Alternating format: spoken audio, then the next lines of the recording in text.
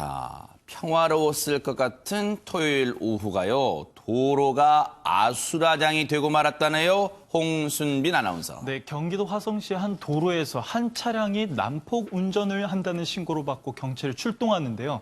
이 오후에 벌어진 추격전의 결말은 이랬습니다. 영상으로 확인해 보도록 하겠습니다. 네, 대낮에 벌어진 일입니다. 지금 흰색 차량 2대가 앞으로 밀려나갑니다. 지금 차량이 좀 뒤엉켜 있는데요. 흰색 차량 한 대는 지금 보시면 범퍼가 완전히 훼손돼 있고 다른 한 대는 트렁크가 구겨져 있습니다. 지금 뒤따르는 경찰이 황급히 차에서 내리는데요. 지금 경찰이 저 가해 차량의 운전석 문을 여는 순간 당황한 기색이 역력했다고 합니다. 아하. 왜 경찰이 저 순간, 물론 대낮에 저렇게 사고가 났으니 그래서 당황했을 법도 한데 차 문을 열었더니 왜 당황했을까요? 홍순빈 아나운서. 네, 지금 이 사고로 가해 차량이 그 주변에 이제 신호를 무시하면서 달리다 주변에 있던 6대 차량이 피해를 입게 된 건데 아하. 차량 문을 딱 열었더니 네. 운전자가 네. 10살짜리 아이였던 겁니다. 하하. 10살이 운전을 한 거예요, 그러면? 그렇습니다. 네. 10살 초등생입니다, 그러면. 초등생이 저 차량을 운전했다는 게 여러분 믿기십니까? 당시 목격자분들의 얘기 들어보시고 이어가 보도록 하겠습니다. 그 12시 18분 정도 됐었어요. 그래서 소리가 나서 나가보니까 이미 상황은 뭐 여기저기 부딪혀 있는 상황이었었고, 그래서 이게 뭐지 하고서 나중에 CCTV를 꺼내서 확인해보니 영상을 보니까 BMW가 주차되어 있는 차, 그러니까 신호 대기 중인 차를 박은 게 아니라 밑에서부터 올라오면서 어린아이가 운전하는 차가 BMW를 추돌을 하고 밀고 올라와서 여기 공사 구간에서 이제 최종적으로 쓴 거죠, 차가. 야, 이거 초등생 아이가 저 차를 운전했다는 것도 정말로 놀라운데 황당한데요. 그런데 저 경찰이 저 차를 세우기까지 여간 힘들었던 게 아니라면서요, 오윤성 교수님. 지금 그 처음에 6대 차량 그 사고가 나고 난 이후에 네. 그 시민이 신고를 했습니다. 아하. 그래서 이제 경찰은 사실은 그 저 차를 운전하는 사람이 초등학교 3학년 학생인지는 모르고 네. 그 뒤를 쫓아갔는데요. 네. 실제로 이제 그 집이 있는 그 병점에서부터 기산동까지 약 한 4km 정도를 몰고 갔어요. 네. 저- 병점이면 화성이네요, 화성. 네, 화성시입니다. 아하. 화성시 내에 병점동에서 기산동까지 해서 한 4km 정도 몰고 갔는데요. 네. 지금 요즘에 보게 되면은 이제 글쎄요, 저 10살 정도 먹은 그 학생이 등치가 어느 정도 되는지 모르겠는데 네. 운전석 앞에 앉아가지고 앞에 보이는 것 같아요. 네. 사실 이제 인명사고가 발생되지 않은 것만 해도 엄청나게 다행인데요. 그러니까요, 네. 지금 제가 추정컨대는 운전 게임 같은 걸 많이 해서 아하. 본인이 이제 실제로 한번 운전을 하고 싶어서 그렇게 한 것은 아닌가 네. 생각이 되고요. 네. 보통 보면 아이들이 이제 저런 걸 하게 되면은 주위에서 어른들이 잘한다 이렇게 부추기면은 네. 이 상상하고 현실을 갖다 혼동해서 저런 식으로 될 수 있는데 아하. 그래도 지금 10살이면은 지금 중학교까지는 가끔씩 그런 일이 있었지 않습니까? 네. 이제 초등학교까지 내려간 것 같습니다. 하하. 정말로 오윤성 교수님 말씀처럼 요즘 물론 아이들의 발육 상태가 예전과는 비교할 수 없을 정도로 좋다고는 합니다만 초등학교 3학년이 여러분 운전하신 분은 다 아실 거예요.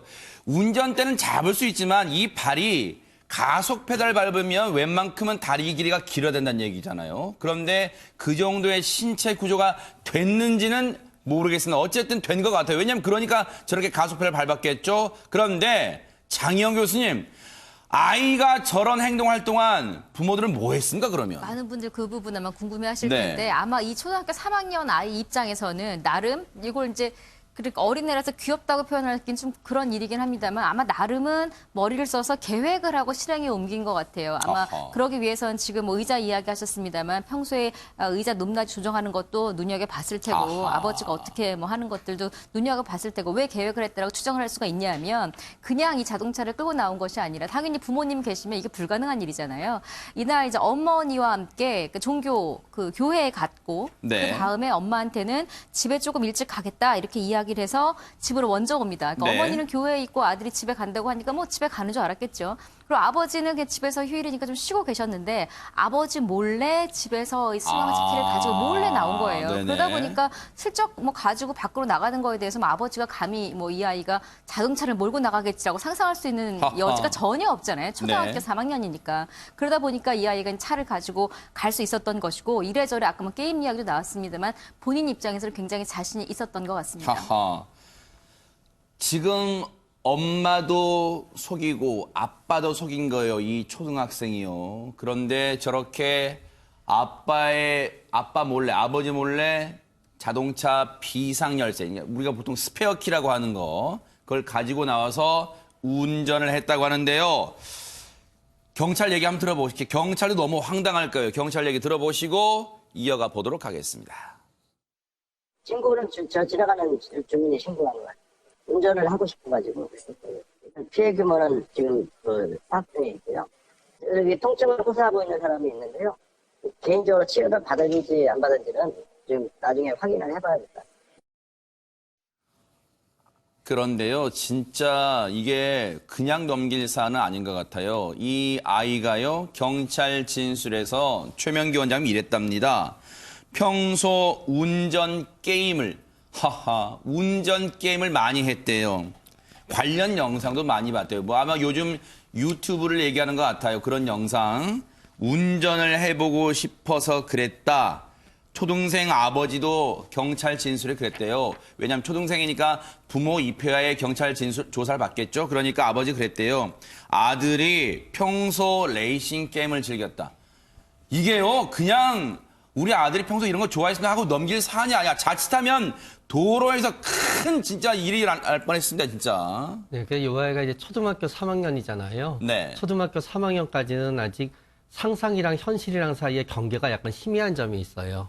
그래서 애들도 이제 만화 같은 거 보게 되면은 실제로 만화 주인공의 그 황당한 거를 보면서 가능하다고 믿잖아요. 그 보는 순간에는. 네. 비슷하게 이 아이는 운전 게임도 하고 그러다가 보니까 본인이 운전을 하면 아마 될 것 같다고 생각했을 거예요. 하하. 그런 다음에 상당히 겁이 없고 충동적이고 네. 그리고 또 이렇게 표현하면 안 되겠지만 운동신경은 굉장히 뛰어난 아이예요. 네. 그래서 제 추측에는 처음에 아이가 차를 갖다 몰 생각까지는 없었을 수도 있어요. 네. 아마 시동 걸어보고 가나 안 가나 보다가 보니까 이게 점점 한 단계 하게 된 거죠. 네. 그래서 어쩌면은 아이가 자동차 키를 훔쳐서 시동을 갖다 걸어본 게 이게 처음이 아닐 가능성도 있어요.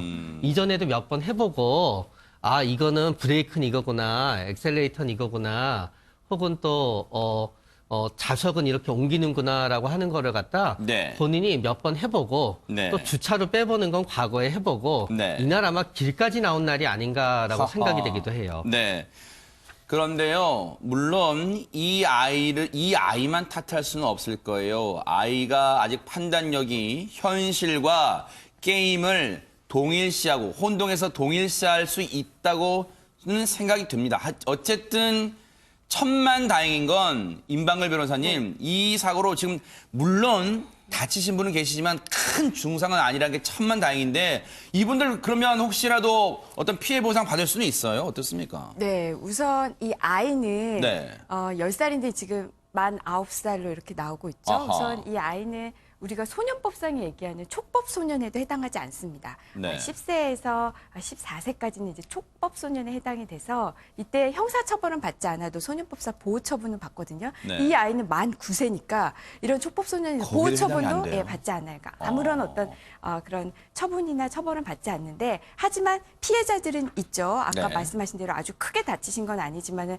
어느 정도 통증을 호소하시는 분도 계시고 네. 차량도 많이 파손이 됐습니다. 네. 그래서 여기에 대한 책임을 물어야 될 텐데 아이한테는 묻지 못하겠죠. 아이가 뭐 어떤 뭐 재력도 있는 재력도 없을 뿐만 아니라 네. 민법상 또 책임 능력이 또 없다고 볼 수도 있습니다. 그렇기 네. 때문에 이런 경우에는 이제 부모에게 이 손해배상 청구를 하실 수 있습니다. 네. 그 부모 입장에서는요, 정말 천만다행이라고 생각하세요. 왜냐면요, 이게 경제적으로 이제 피해 보상을 해주는 그것만 그치는 게 아니라, 물론 보니까요, 이 피해를 당한 차량 보니까 BMW 등 고가 외제 차량도 포함되어 있대요. 그러면 일단 어림짐작만 해도 물어줘야 될 돈이 많을 거 아니에요. 그런데 진짜 그게 지금 큰일이 아니라 아이가 자칫 이 차를 몰다가 뉴스파이터 등에서 여러 차례 그런 사고 보여드렸죠.